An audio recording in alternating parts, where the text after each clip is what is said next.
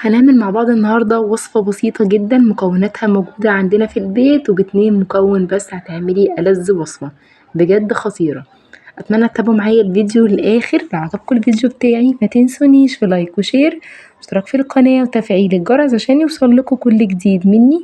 ويلا نبدأ وصفتنا ونقول بسم الله الرحمن الرحيم. مكونات وصفتنا موجودة عندنا في البيت، مش محتاجين ان احنا نجيب حاجة من بره خالص. وما شاء الله هترمي معايا كمية خطيرة، تنفع كمان تدي للولاد منها في المدارس في الحضانة وانت رايحة بيها الشغل. بجد حلوة قوي. بس لازم تتابعوا الفيديو للآخر عشان بجد في الآخر هتعجبكم الوصفة جدا. جبت بولة ونزلت فيها بنص كوباية من السمنة، عليها نص كوباية من السكر البودرة. حطيت نص كوباية السمنة بدرجة حرارة الغرفة وعليها نص كوباية السكر البودرة، ونخلتها عشان مش عايزة يبقى فيها تكتلات او اي حاجة. وبعد كده هبتدي اضربها بمضرب يدوي، مضرب كهربا اللي عندك مش مشكلة، ممكن تضربيها بمضرب يدوي عادي خالص، بس انا قلت ايه عشان اختصر الوقت اضربها بالمضرب الكهربا بسرعة كده.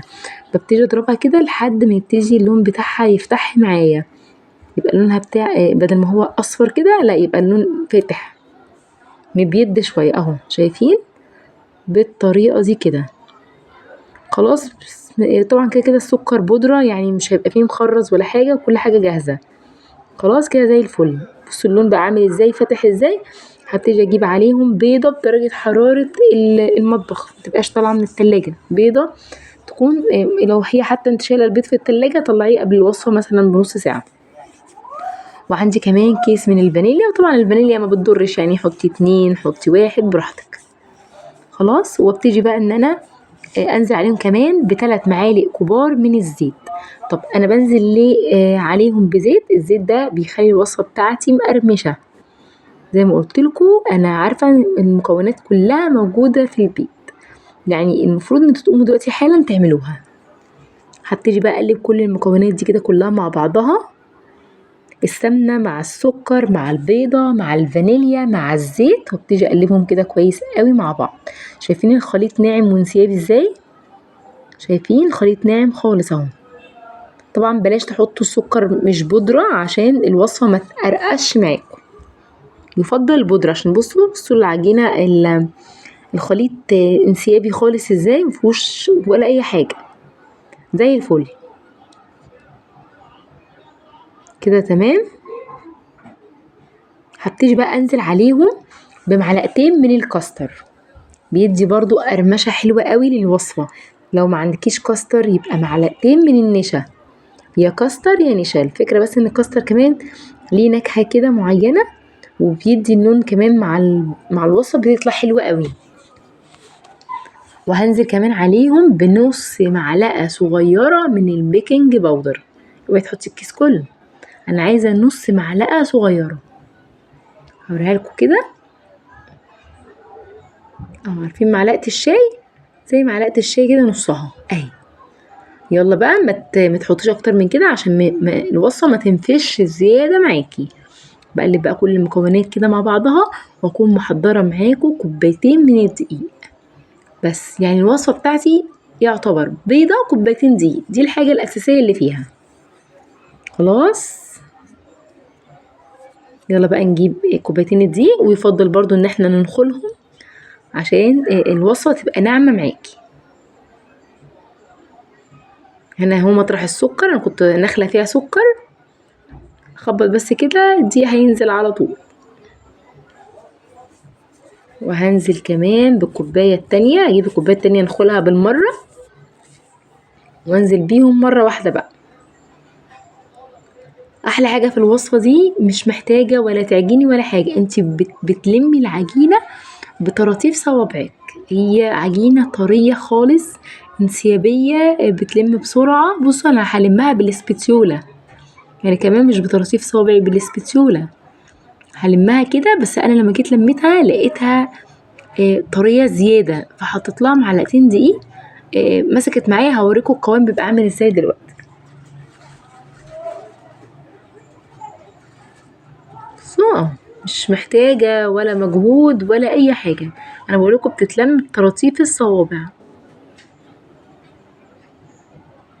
بصوا لقيتها ايه، ناعمة قوي وبتلزق بسيط. تمام، طبعا ده بيبقى على حسب نوع الدقيق بتاعك. حطيت لهم معلقتين دقيق اهو. بصوا بقى بقت عامله ازاي، بحيث ان انا لو مسكتها اعرف اشكلها بسهوله. بصوا بقى التشكيل كمان، ولا محتاجه حاجه افرد عليها، ولا محتاجه ان انا اشكال اجيب اشكال ولا اي حاجه. بصوا بايديا قطعت كوره صغيره، وبعدين فردتها بالطول وبططتها، وجيت بالسكينه عملت لها شق بالطول وخطوط كده ايه بالجنب. بصوا بقت ورقه شجر. هجيب صينيه وابتدي ارص فيها ورقه الشجره دي اهي، شايفين؟ منتهى السهوله. ادي الصينيه دهنه بسيطه قوي قوي من الزيت. بعمل كوره وابرمها بالطول وبططها بسيط كده، واجي اعمل بالسكينه بظهر السكينه، مش مطرح ما انتي بتقطعي بيها، لا بظهرها كده خط بالطول، وابتدي اعمل كده. شايفين؟ منتهى السهوله. طلعتي شكل من غير ما يبقى عندك قطاعه ولا بتاعت اشكال ولا اي حاجه، طلعتي شكل من لا شكل يعني. بصوا اهو تاني كوره، وبعد كده افردها بالطول. كوره اهي افردها بالطول، اديها تبطيطه كده بايديا بصبعي. هجيب ظهر السكينه واديها واحده بالطول، وادي خطوط بالورب. شايفين الجمال والحلاوه؟ بجد تحفه، بجد تحفه. هعمل كميه بقى كلها اللي موجوده معايا كده، وما شاء الله عملت صينيتين كبار ما شاء الله على الكميه. هوريها لكم لما ادخلها الفرن. بصوا الجمال، بصوا الحلاوه، شكلها يفتح النفس قوي. يعني عمرك ما تخيلي ان دي معموله على الايد، من غير يعني من غير القطاعه ولا اي حاجه. هظبط الفرن درجه حراره 180، واجهز الرف الوسطاني وهدخلها. مش هتاخد اكتر، مش هتكمل ربع ساعه في الفرن. هتطلع معاكم هتبقى بالمنظر اللي انتوا شايفينه ده. شايفين؟ على فكره انا مش حاطاه تحت الشوايه، الرف الوسطاني هيحمر فوق وتحت. هي ما بتاخدش وقت خالص، هي دايبه دوب كده، دايبه دوب. وبصوا بصوا مقرمشه جدا. بصوا الظهر انا ما فتحتش الشوايه اهو. بصوا منتهى السهوله، قرمشه خطيره. جربوها ما شاء الله. هوريكم دلوقتي عملت لي طبق قد ايه. واتمنى يا رب يكون الفيديو بتاعي عجبكم.